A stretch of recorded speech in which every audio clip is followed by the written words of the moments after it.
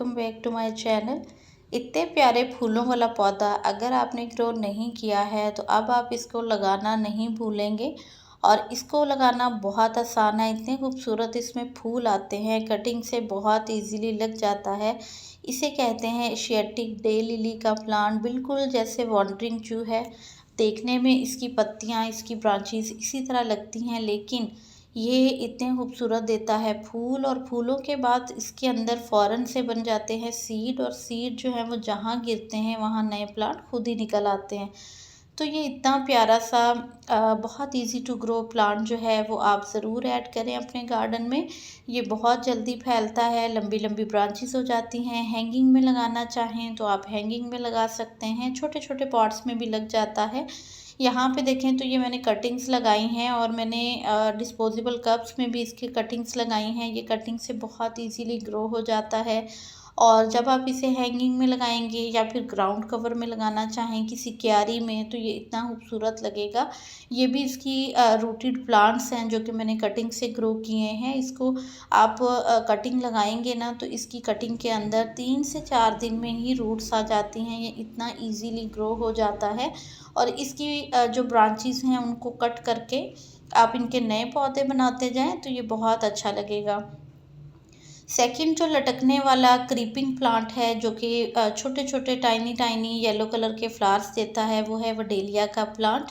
इसकी पत्तियां भी देखें कितनी खूबसूरत हैं, लश ग्रीन इसकी पत्तियां हैं, और ये ग्राउंड कवर में बहुत अच्छा लगता है। अगर आपकी क्यारियां हैं, लॉन है, उसमें लगाएं और इतने ढेरों इसमें फूल आएंगे तो ये डेजीज की तरह बड़ी प्यारी लुक देता है। ये है बेबी सनरोज़ का प्लांट, इसमें पिंक कलर के फ्लावर्स आते हैं, ये भी बहुत खूबसूरत लगता है। इसकी ब्रांचेस देखें नीचे को ट्रेल करती हैं, पत्तियां इसकी बहुत खूबसूरत हैं। इसकी केयर भी बहुत आसान है, कम पानी दें और थोड़ा सा 2 से 3 घंटे की धूप में रखें तो ये पौधा बहुत अच्छा ग्रो करता है। ओवर वाटरिंग से आपने बचाना है, यानी कि इसको बहुत ज़्यादा पानी नहीं पसंद। इसकी ये वेरीगेटेड वैरायटी है, और इसमें भी फूल आते हैं। इसमें थोड़े से डार्क कलर के फूल आते हैं जो कि रेडिश टोन में होते हैं, होते वो पिंक ही हैं लेकिन थोड़े से डार्क पिंक कलर के होते हैं। तो इसको भी कटिंग से बहुत आसानी से आप लगा सकते हो। सिंपल आपने ये देखें, मैंने 2 से 4 इंच की कटिंग ली है, जिसमें कि 2 या 3 नॉड एरिया होने चाहिए। नॉड एरिया जहाँ से हम पत्ता रिमूव करते हैं उस एरिया को कहते हैं, वहाँ से ही जड़ें निकलती हैं। और इसको आप किसी भी नरम मिट्टी में लगा दें। यहाँ पे मैंने कटिंग्स लगाई हैं वॉन्डरिंग जू की, उसी में देखें मैं लगा रही हूँ, और कुछ ही दिन में देखिएगा ये यहाँ पे ही इनमें 3 से 4 दिन लगते हैं रूट्स आने में। जब हम कटिंग्स लगाते हैं, कटिंग्स वाले पॉट में जब आपने एक दफ़ा पानी दे दिया तो उसको आपने बार बार पानी नहीं देना। इसमें कटिंग वाले मीडिया में जो हम इस्तेमाल करते हैं, राइस हस्क या कोकोपीट, वो पानी को थोड़ी देर होल्ड रखता है, या रेत होती है वो जल्दी उसके मॉइस्चर को सूखने नहीं देता, जिससे कि कटिंग्स के अंदर रूट्स बहुत जल्दी आ जाती हैं। तो ये प्लांट जितने भी मैं आपके साथ शेयर कर रही हूँ फॉर सेल भी अवेलेबल हैं। अगर किसी को चाहिए हो तो इंशाल्लाह उनको मिल जाएंगे। आप व्हाट्सएप पे डायरेक्ट मुझे मैसेज कर सकते हो।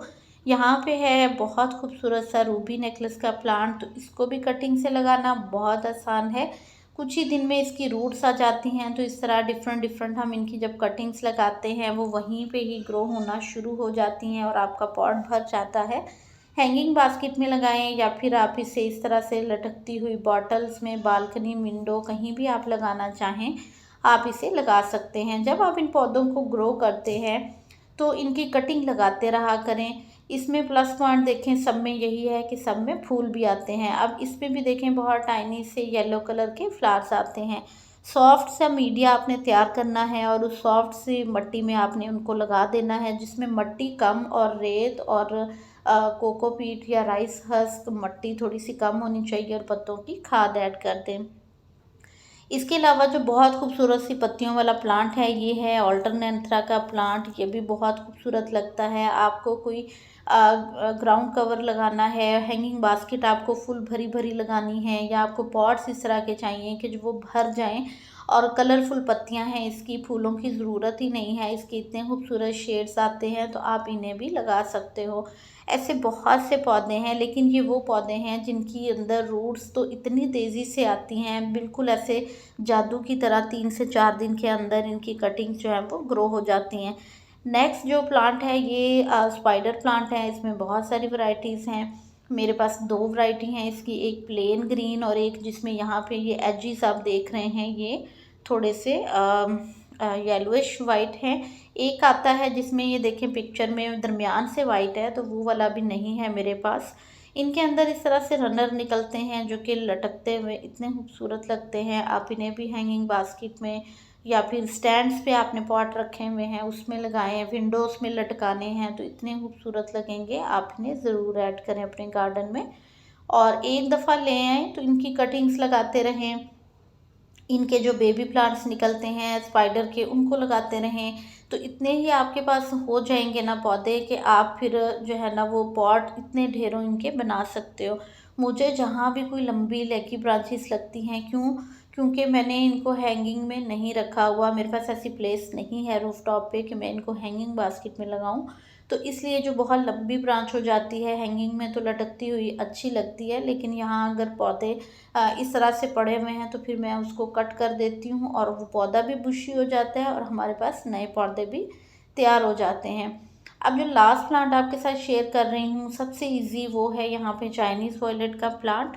तो ये पौधा जो है वो इतनी खूबसूरत फ्लावरिंग करता है, पत्तियाँ भी हैं इसकी 2 वैरायटी होती हैं, और ये बहुत खूबसूरत फूल भी देता है और लटकता हुआ भी काफ़ी खूबसूरत लगता है।